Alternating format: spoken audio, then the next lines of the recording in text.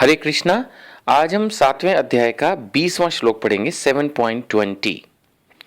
कामय तै तै हृत्याना प्रपद्यन्ते अन्य देवता तम तम नियमम आस्थाय प्रकृत्या नियता स्वया। अर्थात जिसकी बुद्धि भौतिक इच्छाओं द्वारा मारी गई है वे देवताओं की शरण में जाते हैं और अपने अपने स्वभाव के अनुसार पूजा के विशेष विधि विधानों का पालन करते हैं। श्रील प्रभुपाद जी की कृपा से मैं ये जान पाया और अब वही नॉलेज मैं सभी लोगों के साथ शेयर करना चाहता हूं कि भगवान और देवी देवता में फर्क है। देवी देवता, अगर जैसे हम पृथ्वी का एग्जाम्पल लें, हर जगत में है, तो यहां पर जैसे 33 करोड़ देवी देवता बताए गए हैं, तो हर देवी देवता का अपना एक रोल है। उसको कोई पर्टिकुलर सेवा मिली हुई है। जैसे जल देवता जल का डिपार्टमेंट देखते हैं, वायु देवता वायु का डिपार्टमेंट देखते हैं, अग्नि देवता अग्नि का डिपार्टमेंट देखते हैं। ऐसे हर विषय के अपने एक अलग अलग देवता हैं। जबकि जो परम भगवान हैं, जो वैकुंठ लोकों में वास करते हैं, भगवान श्री कृष्ण, उसमें भी जो सर्वोच्च धाम है गोलोक वृंदावन, उसमें वास करते हैं। अयोध्यापुरी में श्री राम वास करते हैं।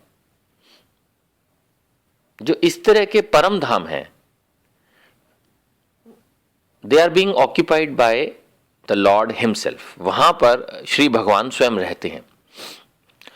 तो ये फर्क हमें समझना होगा कि भगवान अपना एक्सपेंशन करते हैं महाविष्णु के रूप में।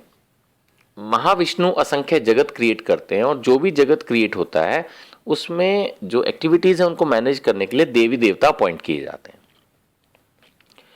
देवी देवता कोई बुरे लोग नहीं होते। ऑब्वियसली जिनको भगवान ने अपॉइंट किया वे खुद भगवान के भक्त हैं और पुण्यात्माएं हैं, तभी वो देवी देवता बने हैं।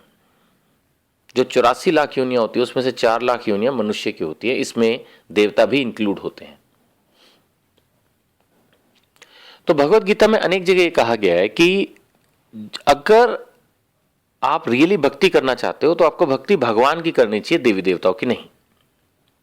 क्योंकि देवी देवता आपको भौतिक लाभ तो दे सकते हैं, यानी अगर किसी को हेल्थ चाहिए, वेल्थ चाहिए, कुछ भी इस तरह का, लोग तो ये भी मांगते हैं भगवान मेरी इस गर्लफ्रेंड से मैरिज करा दे, या मेरे को बेटा हो जाए, या मेरी नई फैक्ट्री लग जाए।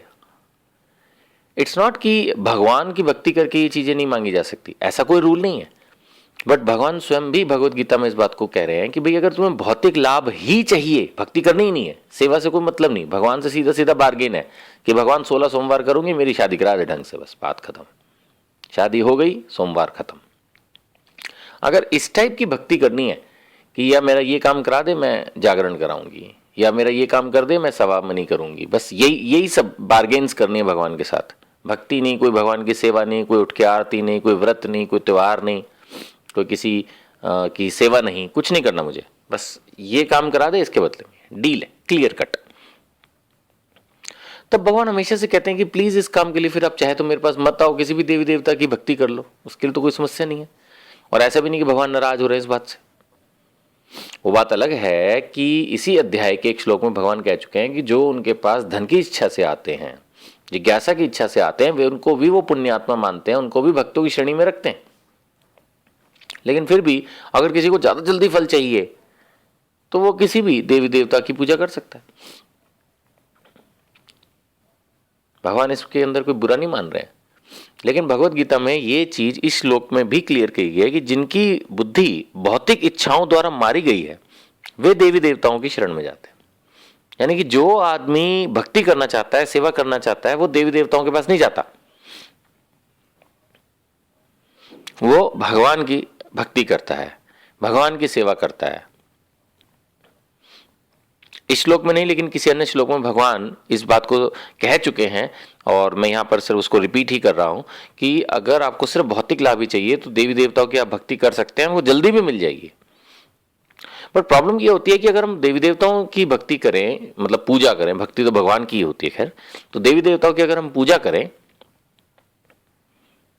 तो हमें लाभ जल्दी मिलता है, तो उससे हम अट्रैक्ट होते हैं और ज़्यादा हमारा विश्वास बढ़ जाता है, क्योंकि हमें भगवान से प्रेम करने का शायद कोई शौक ही नहीं है। हमें तो बस ये है कि जो हमें चाहिए वो मिल जाए बस, तो भगवान है। अगर भगवान नहीं दे रहा या जो हमारे पास था वो छीन लिया तो भगवान नहीं है। कैसा भगवान है, हमारे साथ ही क्यों बुरा करता है? फिर सारे नेगेटिव थॉट्स भगवान के बारे में हमारे दिमाग में जनरेट होने लगते हैं।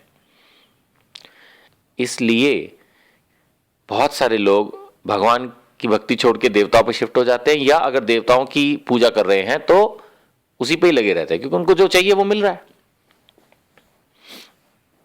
प्रभुपाद हमेशा कहते थे कि कुछ लोग रावण के समान है। किस सेंस में? कि वे लक्ष्मी की पूजा करेंगे, नारायण की नहीं करेंगे। यानी उनको सीता चाहिए, राम नहीं। जो अच्छे लोग हैं, समझदार हैं, वो लक्ष्मी नारायण की पूजा करते हैं, सीताराम की पूजा करते हैं, आरती करते हैं, भक्ति करते हैं, राधा कृष्ण को भजते हैं। लेकिन जिनको सिर्फ धन चाहिए और कुछ चाहिए ही नहीं, वो लक्ष्मी जी की पूजा करते हैं, नारायण की पूजा नहीं करते। लक्ष्मी नारायण की मूर्ति भी नहीं रखते, सिर्फ लक्ष्मी जी, बस आरती करेंगे सिर्फ लक्ष्मी जी। तो प्रभुपाद जी कहते थे कि वो रावण के समान है। रावण को भी सीता चाहिए थी, राम नहीं चाहिए थे, इसीलिए उसका अंत हुआ। तो लक्ष्मी भी तभी फलेगी जब आप नारायण की भक्ति करेंगे, क्योंकि लक्ष्मी तो स्वयं सिर्फ नारायण के चरण दबाती हैं। उनका क्या काम है? लक्ष्मी जी की आप देखिए कभी भी फोटो नारायण जी के साथ, समटाइम वो आशीर्वाद देते हुए नजर आते हैं, और अधिकतर समय जो आध्यात्मिक लक्ष्मी रूप है वो सिर्फ भगवान के, विष्णु जी के चरण दबाते हुए नजर आती हैं। जब वो खुद भगवान की सेवा में है तो हमें क्या दिक्कत है? लक्ष्मी जी भी तो तभी प्रसन्न होंगी जब हम भगवान की सेवा करेंगे। अगर हम लक्ष्मी जी की आरती कर रहे हैं सिर्फ, तो वो टेम्परेरी आपको प्रसन्न करने के लिए धन दे सकती है, लेकिन वो कितने दिन टिकेगा भगवान ही जानते हैं। तो इसलिए प्रभुपाद कहते थे कि लक्ष्मी नहीं, लक्ष्मी नारायण की सेवा करो, फिर वो आध्यात्मिक हो जाती है। और अगर आप सिर्फ लक्ष्मी देवी की पूजा करते हैं धन पाने के लिए, तो वो भौतिक पूजा हो जाती है। ये फर्क है। तो कुल मिलाकर श्लोक का संदेश यही है कि हमें अपनी सिर्फ भौतिक इच्छाओं के पीछे नहीं भागना चाहिए और हमें भगवान की भक्ति करनी चाहिए। हरे कृष्णा।